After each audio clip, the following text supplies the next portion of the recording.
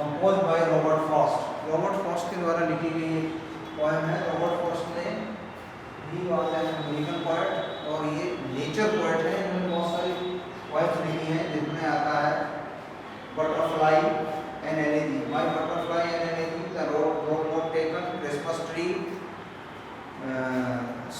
Stocking by woods on snow evening, dust of snow, fire and ice. अभी इसके बाद एक पोएम है फायर एंड आइस। आपके ही सिलेबस में 2 पोएम है रॉबर्ट फ्रॉस्ट की।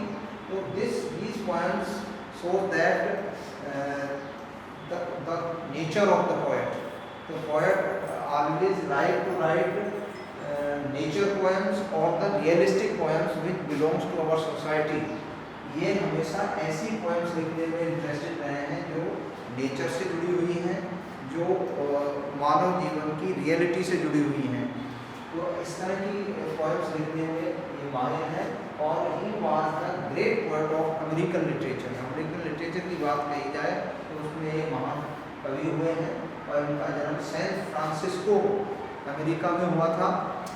और वहाँ जब इनका जन्म हुआ उसके 10 वर्ष बाद ही इनके फादर का देहांत हो गया और फिर ये अपनी मदर के साथ रहे। और फादर की एक विल थी, he wrote a will that he was buried in England with his beloved. जहाँ उनकी प्रेमिका का दफन हुआ था इंग्लैंड में, वहाँ ही मुझे बरीड कर दिया जाए, ऐसी इच्छा थी। तो ये सोच करके रॉबर्ट फ्रॉस्ट ने वहाँ गए अपनी मम्मी के साथ, अपनी बहन के साथ, और उस जगह पर इंग्लैंड में जहाँ उनकी के फादर की बिलवेड को दफनाया गया था, जहाँ उनको बरीड किया गया था, वहीं पर इनको दफन किया गया। और फिर ये वहीं पर सेटल हो गए। क्यों? क्योंकि इनके पास इतना धन दौलत इनकी मदर के पास, ये फैमिली के पास नहीं था जिससे कि ये वहाँ से वापस आ सके। इसलिए ये फिर इंग्लैंड में ही सेटल हो गए और वहीं पर उन्होंने अपना लिटरेचर लिखा। बहुत सारी पोएम्स के नाम मैंने गिनाए आपको, उन्हीं में से एक पोएम है इनकी पॉपुलर, इसका नाम है डस्ट ऑफ स्नो। बेटा डस्ट ऑफ स्नो के बारे में हम जानने की कोशिश करेंगे। Dust of snow, some things are small but has great existence. कुछ चीज़ें छोटी होती हैं लेकिन उनका अस्तित्व बहुत बड़ा होता है। ऐसे ही this poem is very simple, it has only 8 lines but it has a deeper meaning, it has the largest meaning. छोटा पैकेट बड़ा मुनाफा जैसे माना जाता है, तो उसी तरह से ये पोएम देखने में छोटी है लेकिन it has the great meaning. इसमें सिंबोलिज्म है, एक शब्द के अनेक अर्थ हैं और गहराई बहुत है, डेप्थ बहुत है, इसके हर वर्ड में एक गहराई है। तो ये पोएम है इसमें एक हेमलॉक ट्री की बात की जाती है। अगर हम बात करें तो एक ट्री है जिसका नाम है हेमलॉक ट्री। हेमलॉक ट्री, इसके ऊपर एक क्रो बैठा हुआ है, क्रो है, और जिसे हम ब्लैक क्रो कहा जाता है। क्या कहा जाता है? Black crow. तो ये क्रो है और ये है हेमलॉक ट्री, हेमलॉक ट्री। यहाँ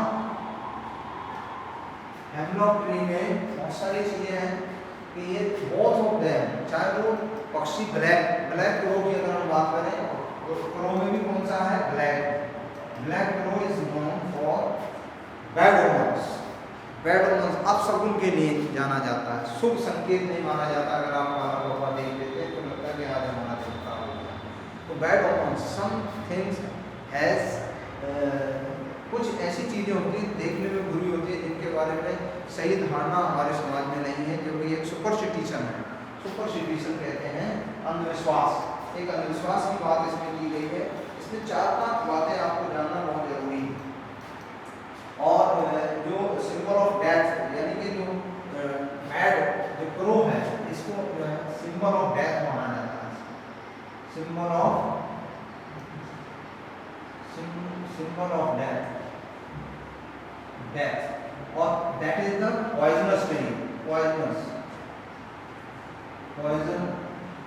ट्री माना जाता है। ये भी अच्छा पेड़ नहीं माना जाता। जो हेमलॉक है इसे धतूरा कहा जाता है हिंदी में अगर कहें तो। ये hemlock tree it's a poisonous tree, generally lumbers माना जाता है। तो दोनों ही चीज़ें, चाहे वो ब्लैक हो या जो है हेमलॉक ट्री हो, दोनों ही आप शगुन के प्रतीक हैं। लेकिन इस पोएम को अगर हम पढ़ेंगे तो उसमें स्पष्ट होगा कि किस तरह से दोनों ही चीज़ें पोएट के लिए शुभ साबित होती हैं। कई बार कुछ चीज़ें हैं, जैसे हम दवाई लेते हैं, कड़वी होती है लेकिन हमारे स्वास्थ्य को लाभ पहुंचाती है। उसी तरह से आपदा में अवसर होता है। कई बार सबके लिए वो अवसर अच्छा नहीं होता, लेकिन कुछ लोग उस बुरी चीज़ में से भी अच्छी चीज़ छांट लेते हैं। तो जैसे अभी आपने देखा कोरोना चला, कोरोना में बहुत सारे लोग घरों में कैद रहे, कुछ नहीं कर पाए, लेकिन कुछ ने कुछ रचनात्मक चीज़ें की, कुछ यूट्यूब पर वीडियोज़ बनाई, कुछ रेसिपीज़ डाली। तो इस तरह से जो है कुछ क्रिएटिविटी दिखाई उन्होंने ऑनलाइन में, जिसमें घर से बाहर भी नहीं निकलना था और उन्हें बहुत अच्छे व्यूवर्स मिले और जिससे कि उनकी अर्निंग होने लगी, इनकम होने लगी। तो इसे कहते हैं आपदा में अवसर। तो इस तरह से कभी भी ये नहीं सोचना चाहिए कि ये गलत चीज़ है, इससे हमें कोई लाभ नहीं मिल सकता, उसमें भी अच्छाई खोजने का प्रयास करना है हमें। तो यहाँ जो पोएट हैं वो बैड ओमन्स की बात की गई। इसमें दो तीन चीज़ें हैं, जैसे bad omens, bad omens, omens कहते हैं आप शकुन, और good omens, good omens.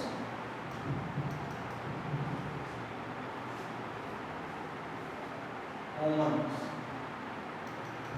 Good omens, bad omens और गुड ओमन्स, शुभ चीजें और अशुभ चीजें, यानी कि तो सुपरस्टिशन से भरा हुआ देश है। हमारे देश में बहुत सारे अंधविश्वास बने हुए होते हैं, जैसे आप घर से बाहर निकलते हैं, किसी ने छींक दिया, अरे नहीं मेरा दिन बहुत बेकार हो जाएगा, तो और जो है इससे कुछ नहीं होगा, जबकि ऐसा नहीं है।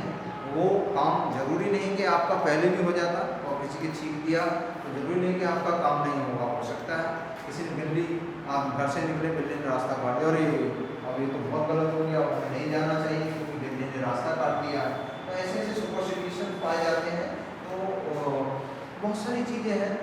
तो इसी तरह से यहाँ रॉबर्ट फ्रॉस्ट ने लिखा है कि जो ब्लैक क्रो है वो भी इसी प्रकार का अपशगुन है। बहुत सारे पक्षी हैं जिनको हम वैल्यू के साथ देते हैं, जैसे पिकॉक की बात करें, पैरट की बात करें, और स्पैरो की बात करें, कुकू की बात करें, कोयल की बात करें, तो ये सारे अच्छे पक्षी माने जाते हैं। लेकिन black crow is not known as a good bird, एक अच्छी चिड़िया के रूप में नहीं माना जाता, because its sound is not good.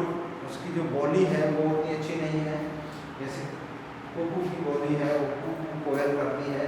तो इस तरह से यहाँ जब कवि है, जो कवि है वो ये कहना चाहता है, इसमें दो तीन चीज़ें हैं, जैसे चार पांच चीज़ें आपको समझनी होंगी। जैसे नंबर 1 स्नो, आप बर्फ की बात इसमें की गई है, जो कि विंटर का संकेत देती है। स्नो हमेशा कब आती है? विंटर में आती है। और सैड या डिप्रेस, सैड या हम कह सकते हैं डिप्रेस, डिप्रेस कहते हैं निराश होना, निराश। सैड या डिप्रेस की बात करें, lost in his thought, lost in his thought, lost in his thought. अगर हम खोए हो रहने की बात करें, lost in his thought, standing under the hemlock tree. चौथी बात आती है हमारी standing under the hemlock tree, under the hemlock tree, hemlock tree, standing under the hemlock tree. तो इसमें जो पोएम है उसको हम पढ़ते हैं कि the way a crow swooped down on me, the dust of snow from a hemlock tree has given my heart a change of mood and saved some part of a day I had to eat. तो यहाँ जब हम इसकी study करते हैं तो इससे पता लगता है कि the way a crow swooped down on me, यानी कि the poet was in sad mood.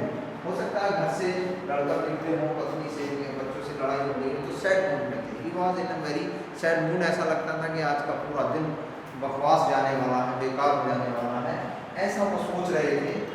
और कभी जो है ही वॉज इन डिप्रेशन, वह निराशा में थे और मन के अंदर जो है तरह तरह की नेगेटिव थिंकिंग आ रही थी। A lot of negative thinking comes in the mind of the poet, or that he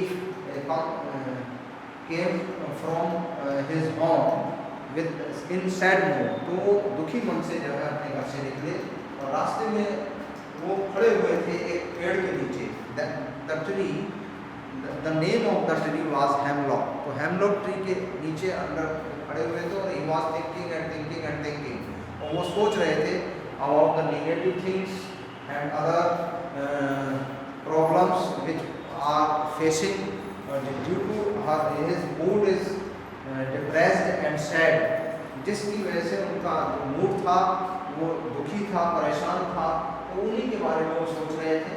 और सोचते समय उन्होंने सोचा कि क्या किया जाए। यहाँ मान लीजिए वो खड़े हुए हैं, यहाँ खड़े हैं और तभी अचानक से एक क्रो जो है वो फड़फड़ करता हुआ उठता है और बैठ जाता है और उसे धीरे धीरे जो है उनके कंधे पर जो है डस्ट ऑफ स्नो, स्नो आप जानते हैं which was snow falling in the winter season. Now coming winter season is coming now in India also, और in the hill stations in December and January snow falling snow falls in the month of December and January। जनवरी दिसंबर में जब बर्फ गिरती है, एक बर्फ कई तरह की बर्फ होती है। एक बर्फ वो होती है जो फ्रिज में पाई जाती है, आइसक्रीम के रूप में आप लोग खाते हैं, तो वो ठोस होती है, hard. But the natural snow falling, when the snow is falling from the sky, तो it's comes just like a cotton, जैसे कॉटन होती है, रुई होती है, इस तरह से वो गिरती है और पेड़ों की पत्तियों पर भी जम जाती है, सॉफ्ट होती है वो। तो वो जब कोई चीज़ धूल की तरह से, जस्ट लाइक डस्ट, नाम भी दिया गया है यहाँ पर डस्ट ऑफ स्नो, उसके जो कण होते हैं बहुत बारीक होते हैं, वो पत्तों के ऊपर भी रुक जाते हैं। जैसे ही वो नीचे खड़े हुए थे तभी अचानक से वो आता है और suddenly a crow came like a crow is flying there and sat on the hemlock tree, and the flakes of snow dropped down on the body of the poet, on the shoulders of the poet। कवि के कंधे पर वो गिर जाते हैं, तभी अचानक उसका मूड चेंज हो जाता है, उसे अच्छा लगता है। Because the dust of snow is a beautiful thing और it gives us joy, enjoy. Suppose करो आप बहुत ज़्यादा जो है प्यास से तड़प रहे हैं, अचानक आपको बहुत तेज प्यास लग रही है और दूर दूर तक पानी की तलाश नहीं है, पता नहीं suddenly someone came to in on the way and who has a bottle of water, drink of cold water. कभी अचानक आपको ठंडा पानी पीने के लिए मिल जाए, या आप गर्मी से तड़प रहे हैं, अचानक से कोई हवा का ठंडा झोंका आ जाए तो आपको सुकून मिलता है, आप जिस चीज़ से परेशान थे उससे आराम मिलता है और उस आराम के साथ साथ आपको बड़ा आनंद फील होता है। तो यहाँ इस में यही कहा गया, जैसे ही वो कौवा बैठता है पेड़ पर तो उसके बर्फ के dust of snow comes down, drop down on the body of the poet and ही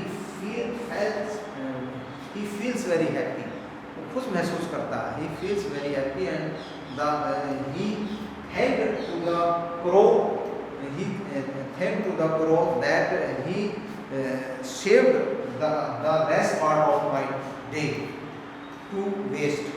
वो यहाँ कभी धन्यवाद देता है उस कौवे को कि भाई आपने मेरा शेष दिन जो जाने वाला था, बकवास जाने वाला था, बेकार जाने वाला था, मेरे दिन के बाकी हिस्से को आपने अच्छा बना दिया, बचा लिया बर्बाद होने से, इसके लिए मैं धन्यवाद देता हूँ। तो इसमें जो छोटी पोएम है, this is the very small poem of 8 lines। The first stanza has 4 lines and the second stanza also has 4 lines। तो first stanza में first stanza में का second stanza में आउटकम है, जो first stanza की में बात कही गई है उसका रिजल्ट कहाँ आया है, वो second stanza में आया। जैसे the way a crow swooped down on me, the way a crow, वहीं जिस प्रकार कौवा जो है जब आता है उस पॉइजनस ट्री के ऊपर बैठता है और वो बैठने से उसके जो डस्ट ऑफ स्नो है वो हिलती है और हिल करके उसकी बॉडी के ऊपर गिरती है, शोल्डर्स के ऊपर गिरती है।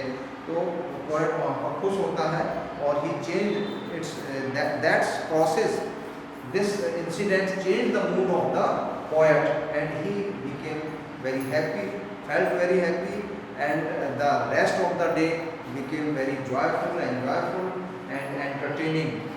तो उसका जो दिन है जो बर्बाद होने वाला था वो बर्बाद होने से बच जाता है। और यही वो कह रहे हैं from the hemlock tree, the dust of snow from a hemlock tree. तो नेक्स्ट स्टैंजा जो है उसमें कहा गया है, has given my heart a change of mood and saved some part of a day at will, has given my heart a change of mood. This incident gives a joy to his mind, give a joy, feeling very happy. This incident changed the mood of the poet and he now he remained very happy and thinking about the positive things।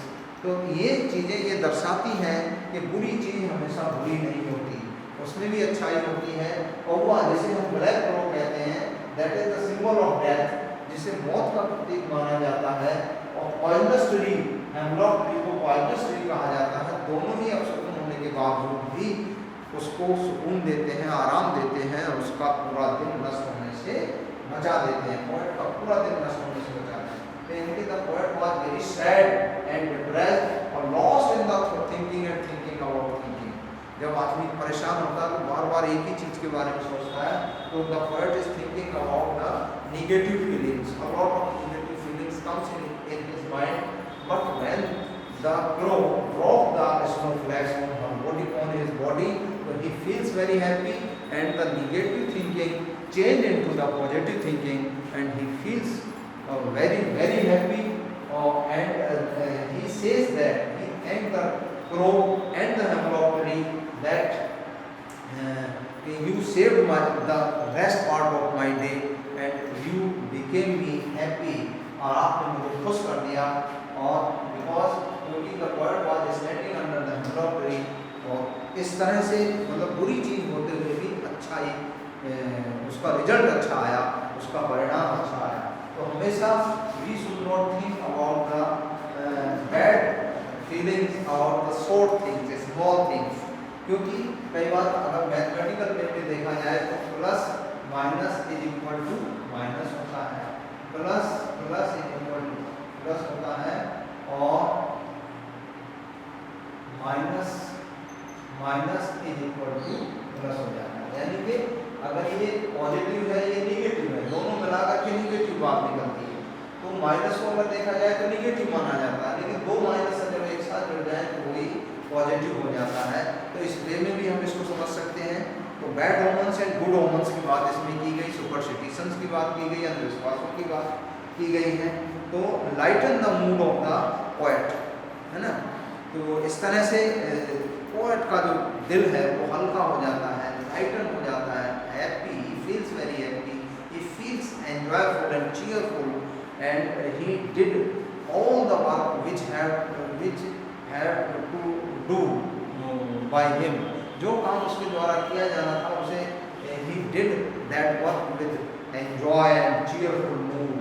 तो अच्छे और cheerful mood में वो उस कार्य को करता है। और small things can change your mind, आपके मस्तिष्क को बदल सकती है। We can get happiness in small things also, or we have to change our opinion about bad and negative things। कई बार हमें मजबूर होना पड़ता है, we have to some things we have to compel to think about to change the opinion of us। हमें अपने opinion को change करना पड़ता है कुछ bad things के बारे में। अगर हम इस समय इसके बाद हम बात करें थोड़ा सा, तो इसमें हम पोएटिक डिवाइस की अगर हम बात करें तो वो निकल के क्या आदमी देखिएगा, पोएटिक डिवाइस। यहाँ हम बात करते हैं पोएटिक डिवाइस की।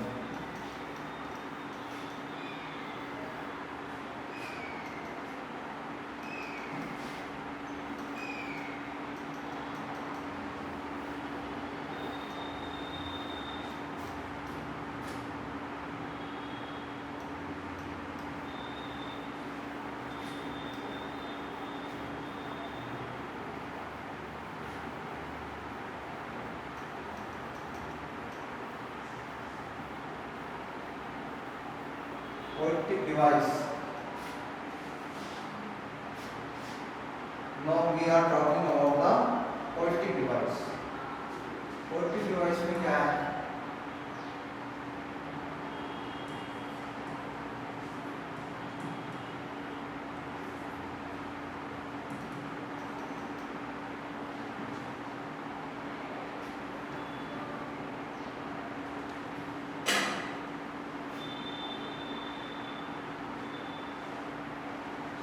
पोएटिक डिवाइस,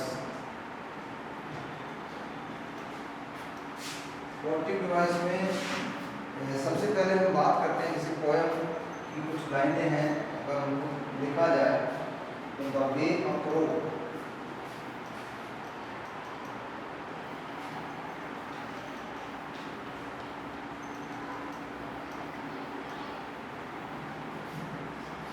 अगर हम बात करें पोएम की, तो पोएम में लिखा है the way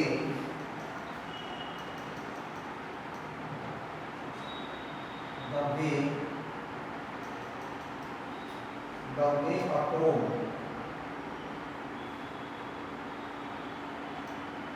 the way a crow swooped down on me, swooped down on me, swooped down on me, the dust of snow from the hemlock tree, the dust of snow, the dust of snow,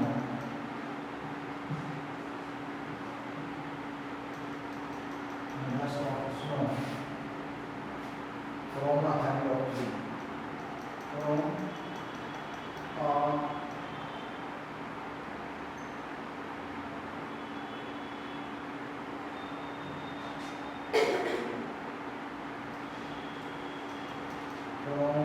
hemlock tree.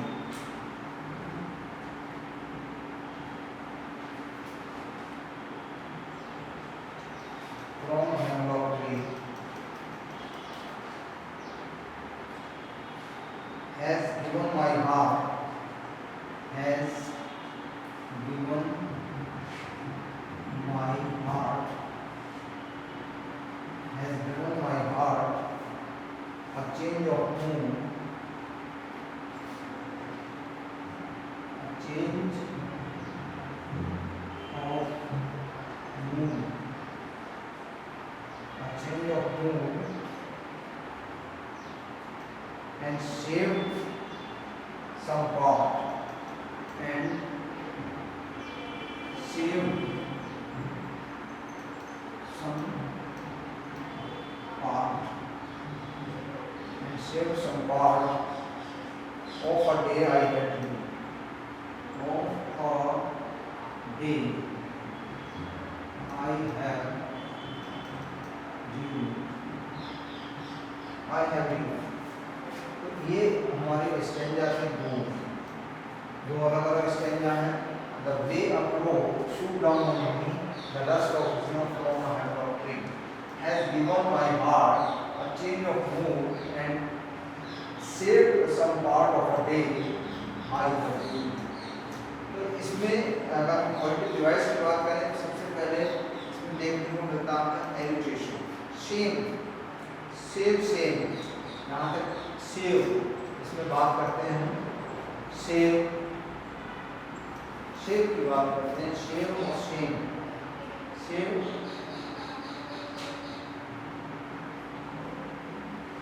शम, शेव, शम. तो ये क्या है हमारा alliteration word, same ऐसे यहाँ भी एस, यहाँ भी एस, एलिट्रेशन, एलिट्रेशन, एलिट्रेशन वर्डों की आवृत्ति, अक्षरों वो क्या कहते हैं लेटर्स, लेटर्स इसमें रिपीट हो रहे हैं तो इट मीन्स एलिट्रेशन. एलिट्रेशन इसमें हो गया जैसे हमने अभी बात करी सेव, सेव की बात करी और सम की बात करी, सम. तो एस, एस है यहाँ भी एस, तो लेटर्स रिपीट हो रहे हैं. उसके बाद कॉन्सोनेंस आता, कॉन्सोनेंस इसमें क्या है of a day I had you, consonance whatever day I had used. Assonance, the repetition of vowels होता है, vowels, assonance, alliteration हो गया, assonance हो गया.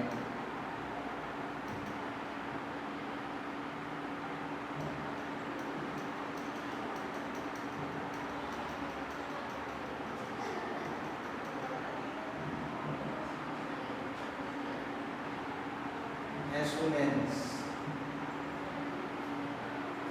Assonance, the repetition of vowel sound in a line or sentence. The repetition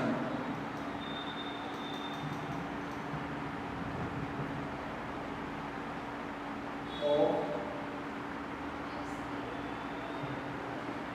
or vowel sound. जहाँ एक vowel की sound को बार बार इसमें रिपीट किया गया है, जैसे suit down on me, suit down on me, suit down on me. देखिए यहाँ पर और वो है, यहाँ भी वो है और यहाँ भी वो है. तो these are the vowels which are repeating. तो assonance में ना repetition of vowel sound. तो vowel sound आ रही है सूट डाउन ऑन, इस तरह से vowel sound रिपीट हुई है. उसके बाद सिंबोलिज्म उसमें आया है. इसकी अगर बात करें तो सिंबोलिज्म की अगर बात करें तो इसमें हेमलॉक ट्री ही है. हेमलॉक ट्री इसका सिंबल है, it is the symbol of bad women's because it is the poisonous tree, इसे हम पॉइजनस ट्री कहते हैं. तो सिंबोलिज्म है, इसके कई अर्थ होते हैं और पॉइजनस के साथ साथ जब बर्फ गिरती है तो ये अच्छा बन जाता है. तो हम लोग good women's, hemlock tree means bad women's and the poisonous tree. और उसके बाद अगर हम बात करें इसमें सिंबोलिज्म की, सिंबोलिज्म में आएंगे आपके क्रो, क्रो, ये भी डेथ का प्रतीक है. डेथ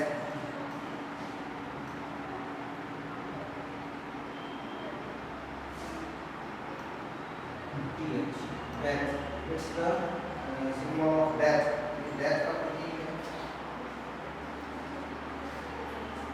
और symbolism of death, it है crow, black crow is the symbol of bad omen and the symbol of death.